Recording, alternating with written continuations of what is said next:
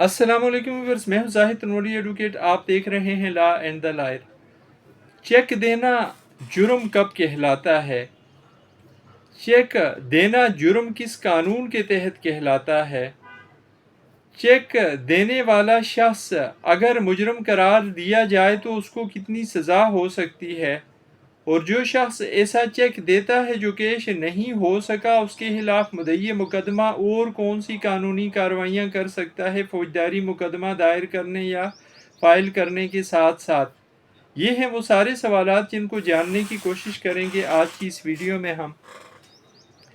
Viewers, بدقسمتی سے ہمارے معاشرے میں اپنی کمٹمنٹ یا اپنی بات پوری نہ کرنا ایک رواج بن چکا ہے، ایک فیشن بن چکا ہے۔ اسی لیے اکثر اوقات اگر ایک شخص نے دوسرے شخص کے پیسے دینے ہیں تو وہ بجائے پیسے دینے کی اسے ایک چیک لکھ کے دے دیتا ہے، اور چیک بھی ایسا کہ وہ چیک کیش نہیں ہوتا۔ اب اس پیسے دینے والے شخص نے تو جان چھڑانے کے لیے اس طرح کا معاملہ کر دیا، وقتی طور پہ اس نے اپنا پیچھا چھڑا دیا، اپنی جان چھڑا دی چیک دے کر، لیکن اس کا اس طرح سے چیک جو دیا گیا ہے، اس چیک کو جب پہلا فریق جس کو چیک دیا گیا وہ اگر بینک میں پیش کرے اور یہ چیک ڈس آنر ہو جائے، کیش نہ ہو، اس چیک دینے والے کی اکاؤنٹ میں رقم نہ ہونے کی وجہ سے، تو یہ جرم کے زمرے میں آتی ہے یہ بات۔ ایسی صورت میں یہ جرم بن گیا، جرم کا ارتکاب کیا اس شخص نے۔ کون سے قانون کے تحت؟ سیکشن 489 ایف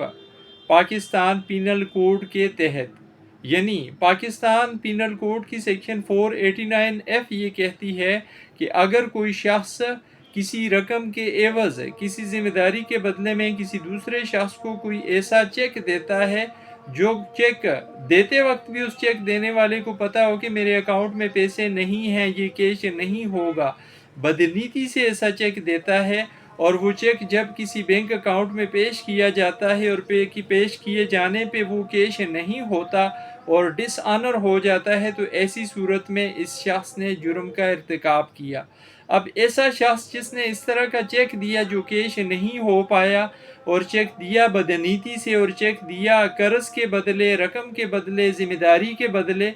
تو یہ شخص سیکشن 489 ایف تعزیرات پاکستان کے تحت 3 سال تک قید کی سزا اس شخص کو ہو سکتی ہے اگر مدعی مقدمہ اس کے خلاف ایف آئی آر درج رجسٹر کراتا ہے اور پھر عدالت میں اپنے مقدمے کو اس کے خلاف ثابت کرتا ہے تو۔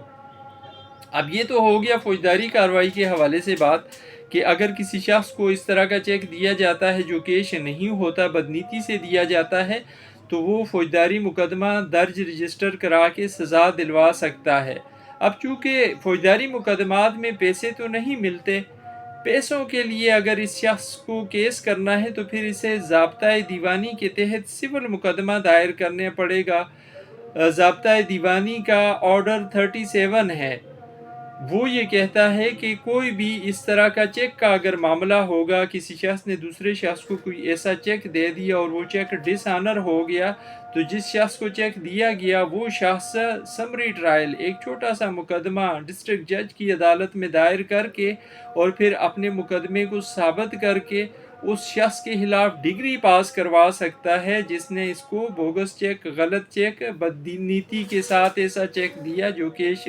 نہیں ہو سکتا۔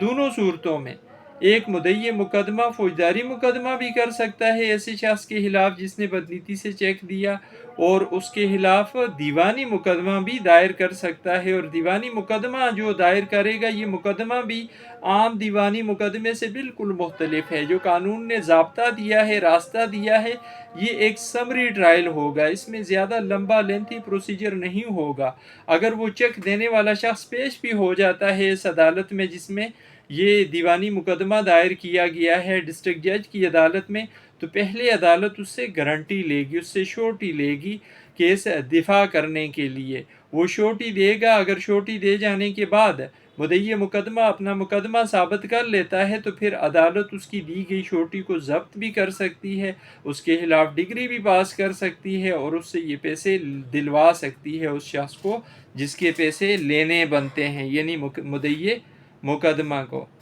یہ تھی آج کی ویڈیو جس میں ہم نے ڈسآنر آف چیک کے حوالے سے بات کی۔ چیک دینا جرم ہے، چیک دینے کی بیس پہ کون کون سی قانونی کارروائیاں کی جا سکتی ہیں، اس حوالے سے بات کی۔ امید ہے آج کی ویڈیو یہ آپ کی معلومات میں اضافے کا باعث بنے گی۔ آخر میں گزارش، اگر آپ چینل پر نئے ہیں، آپ نے چینل سبسکرائب نہیں کیا ہوا تو چینل سبسکرائب کریں، ویڈیو لائک کریں، بیل آئیکن پریس کریں تاکہ اویئرنیس کے حوالے سے ہر نئی آنے والی ویڈیو کا نوٹیفیکیشن آپ تک پہنچ سکے۔ اور اگر آپ کوئی سوال پوچھنا چاہتے ہیں کسی قانونی مسئلے کے حوالے سے تو اس کے لیے آپ چینل سبسکرائب کر کے کمنٹ باکس میں اپنا سوال صاف ستھرے الفاظ میں سمجھنے کی نیت سے لکھیں تاکہ پھر آپ کو آپ کی سوال کا جواب دیا جا سکے۔ زندگی رہی پھر حاضر ہوں گے کسی نئے موضوع کے ساتھ۔ اجازت دیجیے، اللہ حافظ۔